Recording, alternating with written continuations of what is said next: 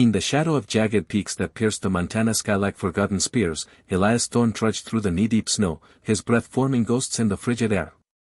It was a mountain man through and through, scarred by years of isolation, his face etched with lines deeper than the ravines below. At 52, Elias had long ago turned his back on the world, retreating to his weathered cabin after the war had stolen his youth and a mining accident had claimed his legs' full strength.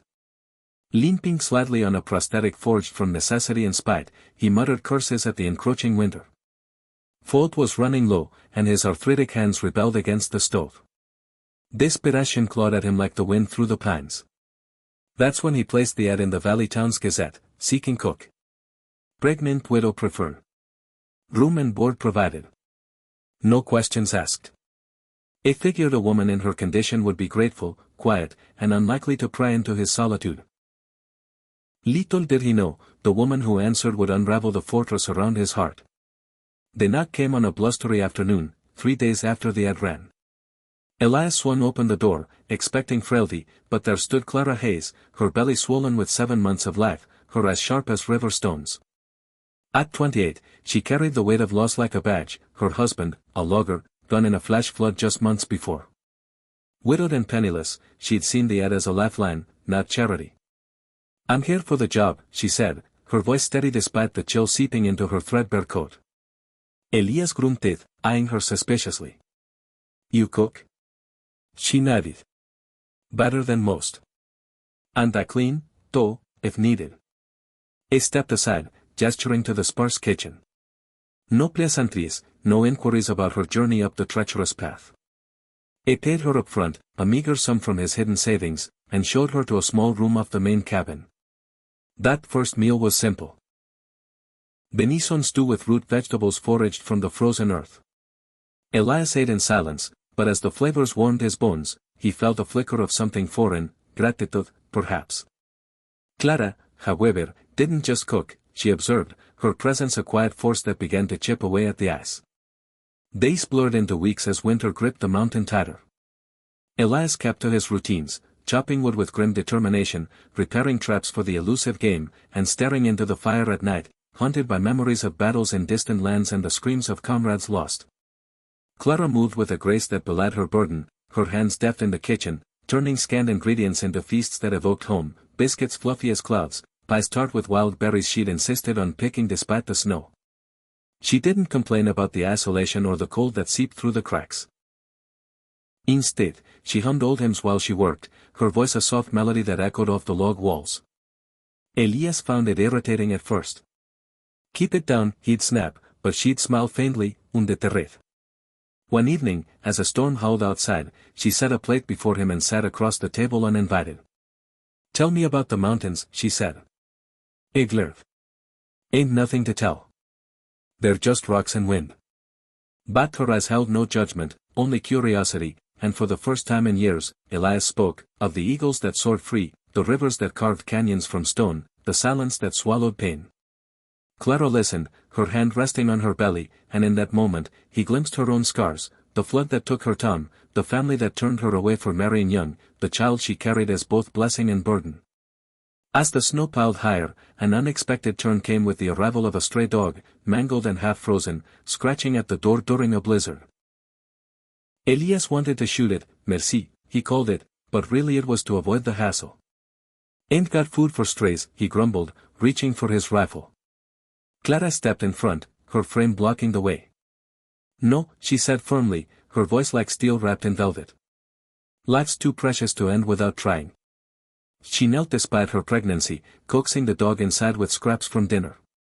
Elias watched, arms crossed, as she bandaged its wounds with strips from an old shirt, whispering comforts as if to a child. The dog, whom she named Scout, recovered slowly, its loyalty blooming toward her. That act stirred something in Elias, a memory of his own youth, when he'd been the stray, wounded in body and soul after the war, and no one had offered grace.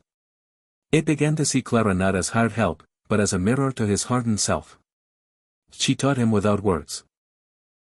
Mending a torn jacket he'd discarded, sharing stories of her husband's kindness to strangers, even forgiving Elias's sharp tongue with a gentle "we all carry storms inside us." The mountain's isolation bred intimacy, and soon Elias found himself opening up in ways he hadn't since boyhood. One night, by the flickering lantern, Clara shared her deepest fear, the birth approaching with no midwife, no hospital for mouths. "I lost one before," she confessed, tears glistening. "A stillborn girl, years ago Tom and I, we never recovered fully." Elias shifted uncomfortably, his own losses flooding back, a brother killed in the mines, a fiancé who left when his leg was shattered. "Grace," she whispered, "that's what Tom called it. Not the pretty kind, but the one that holds you when everything falls apart." Elias scoffed at first. "Grace is for churches and fools." But her words lingered, seeding doubt in his cynicism. It started small acts. Fetching water so she wouldn't strain, carving a cradle from pine wood in secret. Clara noticed, her smiles warming the cabin more than any fire. Yet, tension built as her due date neared, and Elias wrestled with his growing attachment. Was he fooling himself? A broken man like him, playing at redemption? Then came the profound realization during a rare thaw. Elias ventured out to check traps, leaving Clara resting. A sudden avalanche rumbled in the distance, but it was the crack from the cabin upon his return that chilled him. A scout barked frantically as Elias burst in. Clara doubled over, labor pains striking early. Panique seized him, the path to town was impassable, buried under feet of snow. "I can't, the baby," she gasped, sweat beading on her brow. Elias's mind raced to his military training, field medicine, deliveries in foxholes amid chaos. But this was different, this was life, fragile and insistent. He boiled water, gathered clean cloths, and knelt beside her, his rough hands gentle for the first time.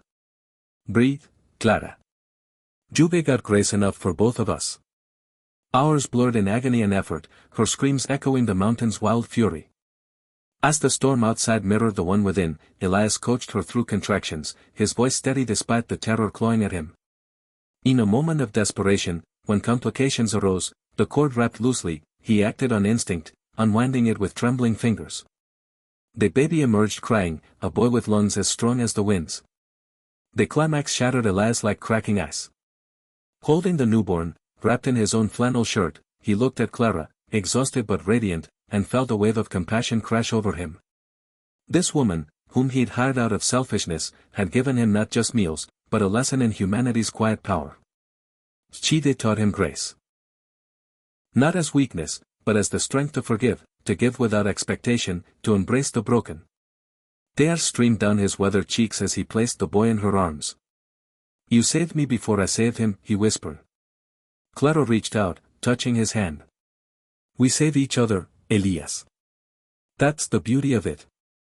In that transformative instant, the mountain man shed his isolation like old skin, realizing that kindness wasn't a transaction but a bridge between souls. As spring crept up the slopes, melting snow into rushing streams, the cabin transformed. A scout bounded playfully, the baby, named Thomas after his father, cooed in the cradle Elias had built. Clara stayed, not out of obligation, but choice, her selflessness inspiring Elias to venture down the mountain for supplies, even greeting townsfolk with a nod instead of a scowl. He shared his hidden savings to help her start anew if she wished, but she chose to build a life there, teaching him to plant a garden, to laugh at sunsets. The unexpected family they formed spoke of humanity's resilience, the power to heal through simple acts of generosity. Years later, Elias would tell the story to Thomas, now a sturdy boy racing through the meadows. "I thought I was paying for a cook," he'd say, boy-stick with emotion, "but your mother brought grace into my world." The message echoed through the valleys. In a world of harsh peaks and hidden pains, kindness is the light that guides us home. It reminds us that selflessness isn't sacrifice, but the spark that ignites hope. For in opening our hearts, we discover not just others, humanity, but our own, and therein lies the true summit of life.